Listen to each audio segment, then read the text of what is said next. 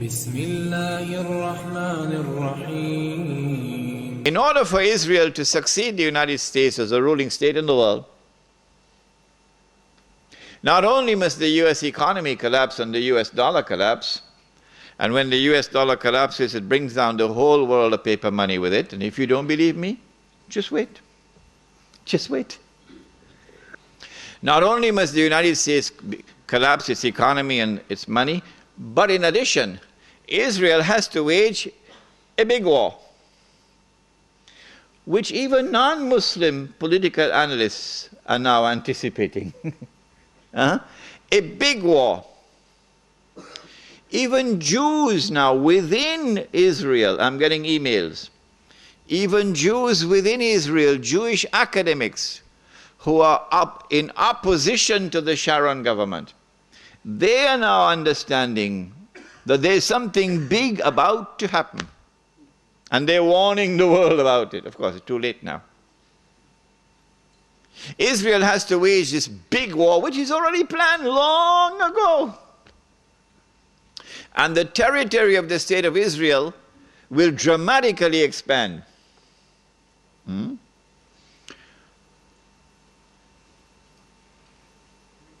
And the Palestinian problem will be solved because they'll be exported out. That is the massive human rights crime that the Israeli academics are now anticipating and warning the world about. But in addition, in order for Israel to become the ruling state in the world, not only must she take control of all of this territory, she must also control the oil of the Middle East. Saudi oil, Iraqi oil, Kuwaiti oil, Gulf oil. But I don't see Israel taking Iranian oil. No. And you'd want to ask me why. Yes, you'd want to ask me why. In the question and answer session, not now. I don't see Israel touching the Iranian oil. Now that's going to be a very, very important event in world affairs. If Israel takes control of this oil, Israel will have her hands on the throat of the world. Not so much Britain and the United States, because Britain has North Sea oil. The United States has a lot of oil, sufficient to meet its domestic consumption. And so who is going to have Israel at their throats? The answer, Europe, Japan, and the rest of the world dependent upon Middle East oil, but particularly Europe and Japan. Which is why at this moment you will notice a lot of strange noises coming out of Europe in hostility to the United States. Because the Europeans are beginning to open their eyes and now beginning to slowly understand what we knew all along. Yes. But Israel has a PhD in deception because it's Dajjal at the back of this, the mastermind. And Israel would not want to wage a big war and appear to the world naked, clearly as an aggressor. No, that's not deception. Israel has to wage her big war and make it appear as though she was only defending herself. The only Muslim I know of who has had the capacity to be able to penetrate the deception that has been going on all these years, the only one I know of, was a man who never went to Al-Azhar University. Now, he wasn't a sheikh. His name was Malcolm X. He's the only man I know of who had that eyes wish to see and could clearly recognize the strategy and the deception. Read Malcolm X. How is Israel going to launch this big war and yet get away from being perceived by the whole of humanity as the aggressor, blatant aggression. You have to come with a good strategy. The strategy is this. Ariel Sharon goes into Masjid al-Aqsa with 1,000 Israeli military with him, with their shoes on, with the full knowledge that this calculated act of extreme provocation must have a response, a fiery response. And as the flames of the new intifada emerge, you must keep it burning by committing upon the Palestinian people more and more atrocities that drive them into a greater and greater rage. This is planning. This is strategy. This is not happening by accident. As Israel unleashes this barbaric oppression upon the Palestinian people, you must have a television station which you plant amongst them, which will cover this, that your Egyptian television would not cover, and your Jordanian government would not allow on Jordanian television, so you create something called Al Jazeera. And the Arab masses believe Al Jazeera is their station. This is the only place in the world we can get authentic information, Al Jazeera. So Al Jazeera is now used to portray all the atrocities. And so around the Arab world, the masses only have to tune into Al Jazeera and they know what's happening. And so the Arab masses become more and more angry, more and more enraged. And guess who begins to tremble now? The governments which are pro-American. The governments which have entered into peace treaties with Israel. These are the ones who are now trembling because their people are becoming more and more enraged. Israel has to judge the temperature on the ground in the Arab world. And because Israel has a strategic military alliance with the United States of America, it is when Israel judges the temperature to be hot enough, only then will Israel give the go-ahead to the United States to attack Iraq. Only then. And you have to inform the whole world in advance that you're going to attack Iraq. So the masses must be expecting it. Why?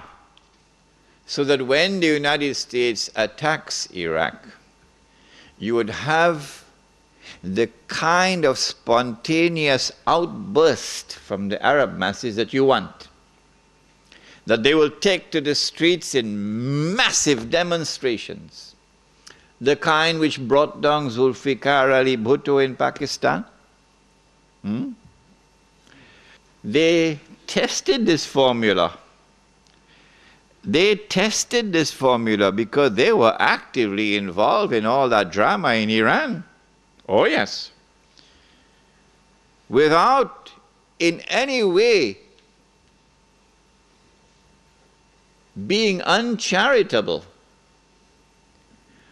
or lessening in any way my appreciation and my respect and the honor which I have for those who led the Iranian Revolution. I have to admit that in addition to their sincere efforts and their struggle against the oppression of the Shah, that there were also others at work to help them without their even knowing it. So they have finessed this methodology of how to bring the masses out onto the streets. And this is what is about to occur.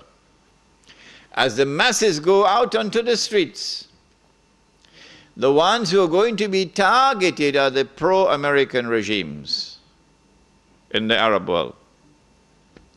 The objective? To get one or more of these regimes to fall through massive demonstrations, anti-American and anti-Israeli demonstrations.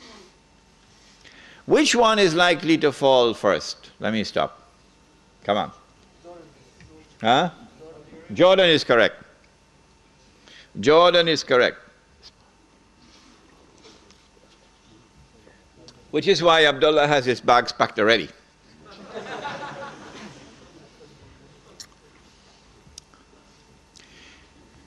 The reason why Jordan is the first to fall, likely to fall, is because more than half of the population of Jordan is Palestinian.